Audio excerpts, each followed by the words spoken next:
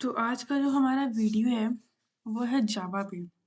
मैं आज आप लोग को जावा बेसिक बताऊंगी और मेरा क्लाउड कंप्यूटिंग में भी वीडियोस पड़े हुए हैं, आप उसको देख सकते हैं और साथ ही साथ आप जेंगो जो फ्रेमवर्क है पाइथन का आप उसको भी देख सकते हैं, उसका भी प्लेलिस्ट बना हुआ है। तो आइए देखते हैं जावा क्या है। जावा एक हाई लेवल प्रोग्रामिंग लैंग्वेज है, जनरल पर्पस के लिए यूज़ होती है, ऑब्जेक्ट ओरिएंटेड है, सिक्योर प्रोग्रामिंग लैंग्वेज है और जो कि जेम्स गॉसलिंग के द्वारा जो है सन माइक्रो सिस्टम में डेवलप की गई थी।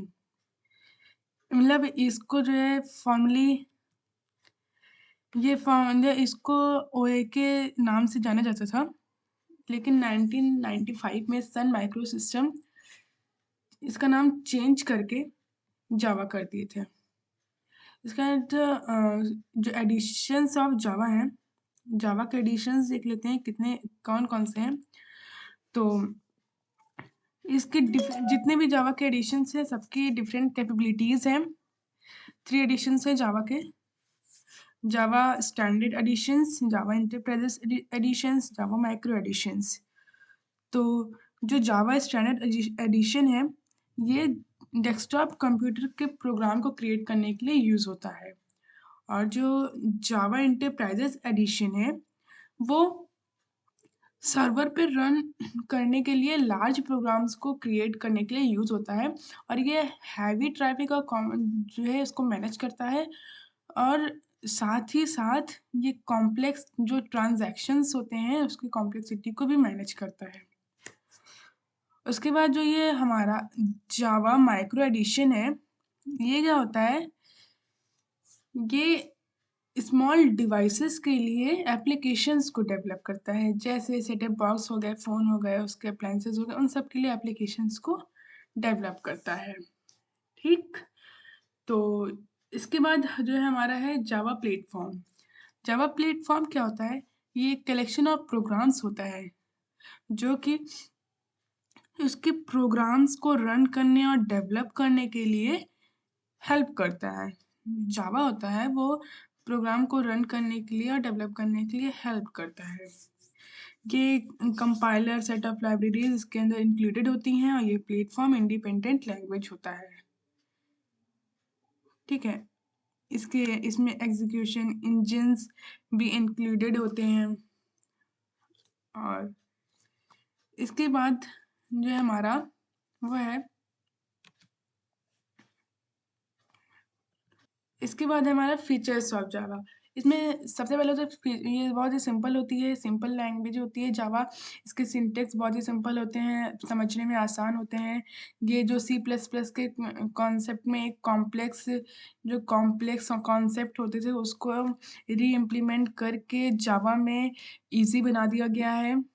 फॉर एग्जांपल हम लोग pointer operator overloading are not used in Java. जो पॉइंटर और ऑपरेटर ओवरलोडिंग था वो जावा में यूज़ नहीं होता है। उसके बाद ये ऑब्जेक्ट ओरिएंटेड क्या है, ये in Java everything is in form of object. जितनी भी चीज़ें हैं वो सब ऑब्जेक्ट के फॉर्म में होती हैं। It means it has some data and behaviour. इसमें डेटा होंगे और बिहेवियर्स होंगे। ठीक है, program must have at least one class and one object. इसमें एक क्लास और एक ऑब्जेक्ट ज़रूर होनी चाहिए। कहते हैं हमारा रोबस्ट क्या होता है। रोबस्ट क्या होता है, Java makes an effort to check an error run time and compile time. इसमें रन टाइम और कंपाइल टाइम में एरर्स को चेक करने का ये एफर्ट होता है इसमें जावा जावा में। और इसमें ये जो है स्ट्रॉन्ग मेमोरी मैनेजमेंट सिस्टम को यूज़ करता है, जिसको कि गार्बेज कलेक्टर कहते हैं। जो ये एक्सेप्शन हैंडलिंग और गार्बेज कलेक्शन से जो ये फीचर्स होते हैं जावा में, इसको बहुत ही ज़्यादा स्ट्रॉन्ग बनाते हैं। इसके बाद हमारा जो सिक्योर, ये बहुत ही ज़्यादा सिक्योर है। सिक्योर मतलब कि इसमें कोई एक्सप्लिसिट पॉइंटर्स नहीं है, और प्रोग्राम्स रन करने के लिए वर्चुअल मशीन्स नहीं है। तो जावा contains a security and that defines the access of Java classes. Java classes को मतलब एक्सेस कर सकते हैं। ये डिफाइन करता है जावा क्लासेस को एक्सेस करने का, ठीक है। ये प्लेटफॉर्म इंडिपेंडेंट होता है। Java provides a guarantee that codes write once and run anywhere. इसमें हम लोग एक बार कोड को लिख के कहीं भी रन कर सकते हैं। ये जैसे कि जावा प्रोग्राम हो गया, ये जावा प्रोग्राम है कंपाइल करके बाइट कोड में चेंज हुआ है। इसको हम लोग लाइनक्स ऑपरेटिंग सिस्टम में भी कर सकते हैं रन, विंडोज़ में भी कर सकते हैं, मैक में भी कर सकते हैं। इसके बाद हमारा पोर्टेबल आता है। पोर्टेबल में क्या है कि ये कहीं भी इसको हम लोग जो जावा बाइट कोड है इसको हम लोग कैरी कर सकते हैं। इसमें कोई इम्प्लीमेंटेशन डिपेंडेंट फीचर्स नहीं होते हैं और everything related to storage is predefined. Storage से जितनी भी चीज़ें रिलेटेड होती हैं वो सब प्री डिफाइंड होती हैं। For example the size of primitive data type, जो प्रिमिटिव डेटा टाइप होते हैं उनके साइजेस सब प्री डिफाइंड है। High performance, Java is an interpreted language. Java enables high performance and just-in-time compiler ये यूज़ करती है, ठीक है। इसके बाद हमारा आता है object oriented programming systems. Object oriented programming एक वे है कॉम्प्लेक्स प्रोग्रामिंग को, जो कॉम्प्लेक्स प्रॉब्लम्स होते हैं उसको स्मॉल सब प्रॉब्लम्स में ब्रेक करके स्प्लिट करके उसको सॉल्व करने का एक तरीका है ऑब्जेक्ट ओरिएंटेड प्रोग्रामिंग। तो इसके कुछ प्रिंसिपल्स हैं, जैसे क्लास हो गए, object, encapsulation, inheritance, polymorphism. Class क्या होता है? जो क्लास होता है वो एक टेम्पलेट है, उसको ब्लूप्रिंट भी कहते हैं, ठीक है। और जो कि डेटा मेंबर्स और ऑब्जेक्ट्स के मेथड को डिफाइन करता है। ऑब्जेक्ट एक इंस्टेंस ऑफ क्लास है। ये रियल वर्ड एंटिटी होती है, जैसे कि डेस्क हो गया, circle considered as a circle हम लोग कंसीडर्ड एज ऑब्जेक्ट कंसीडर कर लेते हैं। और एक object has unique behaviour, identity and state, ये सब। उसके बाद एब्स्ट्रैक्शन। अभी ये जो क्लास एंड ऑब्जेक्ट है इसको मैं एग्जांपल से आपको समझाऊंगी। अभी एब्स्ट्रैक्शन समझते हैं। एब्स्ट्रैक्शन क्या होता है? Method of hiding irrelevant information from the user.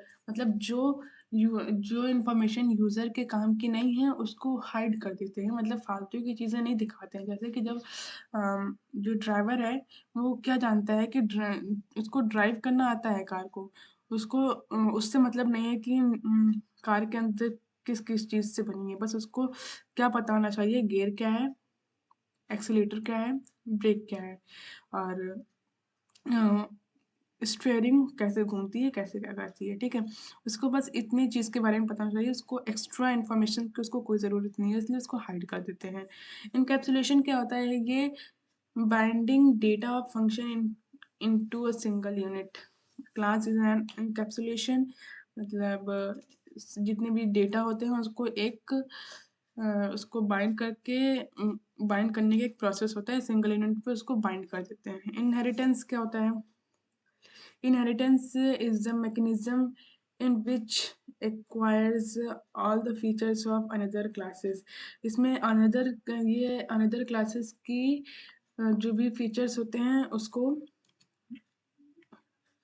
जो another features होते हैं उसको contain करती है, अचीव करती है। इसको एक्सटेंड्स कीवर्ड के थ्रू उसको इन प्रोग्राम में एक्सटेंड करते हैं इसकी अनदर क्लास को। जैसे कि for example, real life example में अगर हम लोग देख लेते हैं कि जो ग्रैंडफादर हैं, ग्रैंडफादर की जो क्वालिटीज़ हैं, जो फीचर्स हैं, वो हमारे फादर में आती है। जो फादर की क्वालिटीज़ हैं वो मतलब हमारे अंदर आती है। तो यही होता है इनहेरिटेंस। ये अनदर क्लासेस के फीचर्स को अपने अंदर कंटेन करता है। मतलब कह सकते हैं कि ये डिविजिबिलिटी ऑफ कोड है। मतलब कोड को रीयूज़ कर सकते हैं, बार-बार उसी कोड को बार-बार लिखने की ज़रूरत नहीं होती है। एक्सटेंड कीवर्ड का यूज़ करके हम लोग दूसरे क्लास के फीचर्स को अपने अंदर लेते हैं। मतलब अपने अंदर नहीं, दूसरे क्लास के फीचर्स को अनदर क्लास में कंटेन करते हैं। इसका पॉलीमॉर्फिज्म क्या होता है? ये it is ability to appear in many form. मतलब पॉली मतलब मैनी होता है, मॉर्फिज्म मतलब फॉर्म होता है। मतलब कि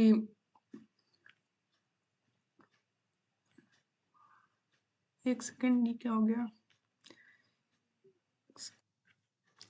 जैसे पॉलीमॉर्फिज्म को अगर हम लोग रियल लाइफ एग्जांपल से समझें तो क्या है कि एक बॉय है जो क्लासरूम में एक स्टूडेंट की तरह बिहेव करता है, घर में एक सन की तरह बिहेव करता है और फ्रेंड सर्कल में एक फ्रेंड की तरह बिहेव करता है।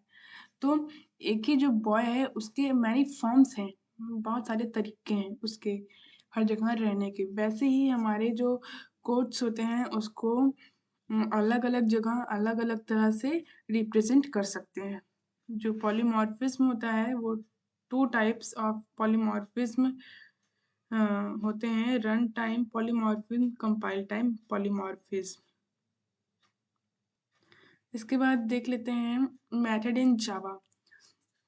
मेथड क्या होता है? एक ब्लॉक ऑफ कोड होता है, स्टेटमेंट का कलेक्शन होता है, सेट ऑफ कोड होता है जो कि साथ में उसको ग्रुप कर दिया जाता है कोई एक सर्टेन टास्क या ऑपरेशन परफॉर्म करने के लिए।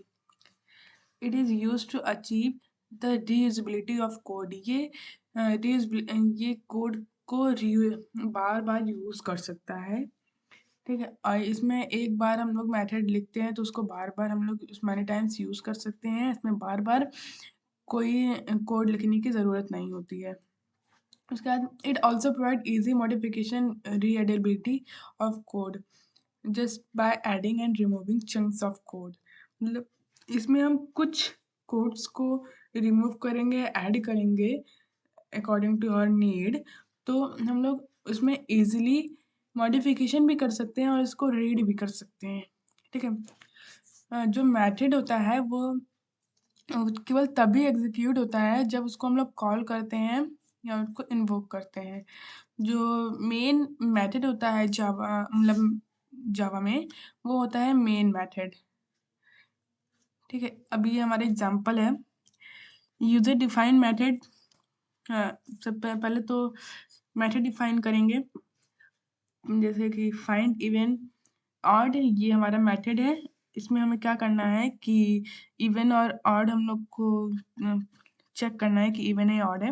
मेथड की बॉडी में हम लोग लिखते हैं कि इफ एल्स लिखते हैं। आपको इफ एल्स पता ही होगा, उसको बताने की ज़रूरत नहीं है। मुझे लगता है कि अगर आप जावा पढ़ने आए हैं तो आप उससे पहले सी पढ़े होंगे, सब कुछ पढ़े होंगे। तो एक सेकंड, यहाँ पे इफ नम इसको मॉड्यूलस आप लोग जानते हैं, तो उसको हम लोग इवन और निकालने के लिए जो नंबर है उसको टू का मॉड्यूल निकालते हैं। रिमाइंडर हमारा 0 आता है तो वो इवन है, अगर नहीं है तो ऑड है। इसके बाद हमारा आता है ऑब्जेक्ट ओरिएंटेड प्रोग्रामिंग सिस्टम में हमारा आता है क्लास। क्लास क्या होता है? क्लास का एक सिंटेक्स देख लेते हैं। एक्सेस मॉडिफायर मतलब पब्लिक, प्राइवेट कुछ भी हो सकता है। Class name. उसके बाद हम लोग मेंबर वेरिएबल डिफाइन करते हैं और क्लास मेथड डिफाइन करते हैं उसके अंदर। उसके बाद ऑब्जेक्ट का एग्जांपल है, यहाँ पे हम लोग जावा प्रोग्राम लिख रहे हैं क्लास एंड फील्ड को डिफाइन करने के लिए।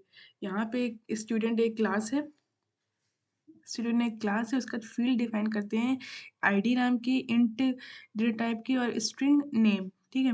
इसके बाद जो हम लोग यहाँ पे डिफाइन करेंगे मेथड, स्टूडेंट क्लास के अंदर हम लोग एक मेथड डिफाइन करेंगे और यहाँ पे अब हम लोग एक ऑब्जेक्ट क्रिएट करेंगे s1।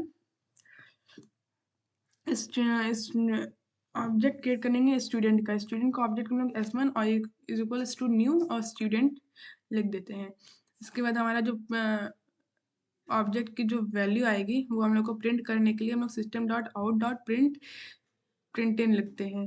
s1 dot I D यहाँ पे प्रिंट हो जाएगी और s1 डॉट नेम यहाँ पे हमारा नेम प्रिंट होगा। अभी हम लोग का जो आउटपुट आएगा ना वो आएगा आई डी इक्वल्स टू 0 और आएगा नेम आएगा नल, क्योंकि इधर हम लोग ने कुछ इनपुट नहीं दिया है और ना हम लोग ने इसमें कुछ प्री डिफाइंड ना ही कुछ प्री डिफाइंड किया था। तो हमारा जो आउटपुट आएगा वो आएगा 0 और जो हमारा नेम आएगा वो है नल।